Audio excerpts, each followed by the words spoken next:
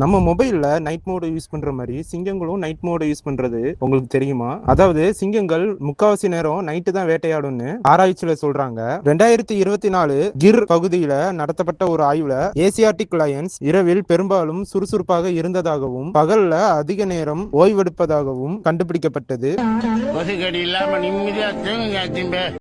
அதாவது சிங்கங்களுடைய செயல்பாடு நைட்டு நேரத்துல அதிகமா இருந்ததாகவும் கண்டுபிடிக்கப்பட்டது. அதே நேரம் பகல்ல ரொம்ப ஓய்வெடுப்பதாகவும் கண்டுபிடிக்கப்பட்டது. இயற்கைக்கு ஏற்ற மாதிரி சிங்கங்களும் தங்களோட நேரத்தை மாற்றிக்கொள்கின்றன. இந்த ஃபேக்ட் உங்களுக்கு ஏற்கனவே தெரியும்னா கமெண்ட் செக்ஷன்ல சொல்லுங்க. இன்னும் இப்படிப்பட்ட ஃபேக்ட் தெரிஞ்சுக்க நம்ம சேனலை சப்ஸ்கிரைப் பண்ணிருங்க. சிங்கம் ஒரே மாதிரி தான் கர்ஜிக்குமா? சிங்கம் கர்ஜிக்கிறது என்றால் ஒரே மாதிரியான சத்தம் தான் வரும் என்று நினைக்கிறீங்களா? ஆனா விஞ்ஞானிகள் ஒரு சுவாரஸ்யமான விஷயத்தை கண்டுபிடிச்சிருக்காங்க. சிங்கங்களோட பிரபலமான ஆழமான கர்ஜனை நமக்கு தெரியும். 2025 வெளியான ஒரு ஆய்வில் சிங்கங்களோட கர்ஜனையில் இன்னொரு வித்தியாசமான வகையையும் கண்டுபிடிச்சிருக்காங்க. டான்சானியா மற்றும் ஜிம்பாப்வேயில் இருந்து 1400க்கும் மேற்பட்ட சிங்கங்களின் குரல்களை ஆராய்ச்சியாளர்கள் ஆய்வு பண்ணாங்க. அதில் சாதாரண முணுமுணுப்பு சத்தத்துக்கும் முழு சக்தியுடன் வரும் கர்ஜனைக்கும் நடுவில் இருக்கும் ஒரு தனித்துவமான சத்தம் இருப்பது கண்டுபிடிக்கப்பட்டது. இதனால் சிங்கங்களோட தொடர்பு கொள்ளும் முறை நாம நினைப்பதை விட இன்னும் சிக்கலானதாக இருக்கலாம். இரண்டு சிங்கங்கள் சந்திக்கும் போது ஏன் ஒருத்தர் முகர்ந்து பார்க்குது தெரியுமா? அது வெறும் வாழ்த்து சொல்லுறதுக்காக மட்டும் கிடையாது. சிங்கங்களுக்கு வாசனை என்பது ஒரு முக்கியமான தகவல் தொடர்பு வழி. ஒரு சிங்கம் இன்னொரு சிங்கத்தை முகரும் போது அதன் வாசனையிலிருந்து அது யார், அதை பற்றிய சில தகவல்கள் என்ன என்பதை அறிய முடியும். குறிப்பாக மற்ற சிங்கத்தின் உடலை முகர்வது மூலம் தனிநபர் அடையாளம் மற்றும் இனப்பெருக்க நிலை பற்றிய தகவல்களை பெறக்கூடும். அதனால் தான் சிங்கங்கள் சந்திக்கும் போது ஹலோன்னு மட்டும் சொல்லிக்கல, வாசனையிலேயே தகவலையும் பரிமாறிக்குது. இன்னும் இப்படிப்பட்ட உண்மையான விலங்கு தகவல்களுக்கு ஃபேக்ட் ஐ ஃபாலோ பண்ணுங்க.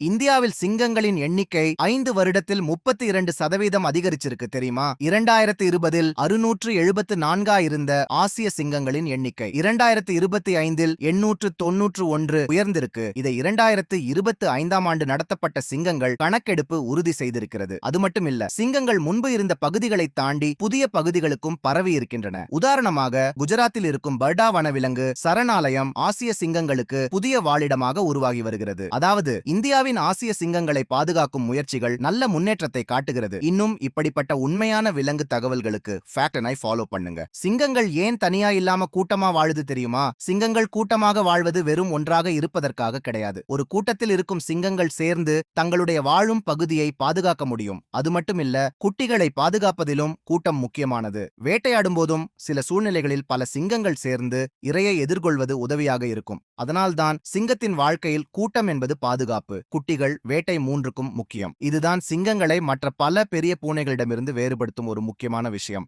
சிங்கங்கள் மாடுகளைத்தான் அதிகமா வேட்டையாடும் என்று நினைக்கிறீங்களா? ஆனா குஜராத் கடலோர பகுதியில் வாழும் ஏசியாட்டிக் லயன்ஸ் பற்றி வந்த ஒரு புதிய ஆய்வு வேறு ஒரு விஷயத்தை காட்டுது. ஆராய்ச்சியாளர்கள் 160 சிங்கங்களின் கழிவுகளை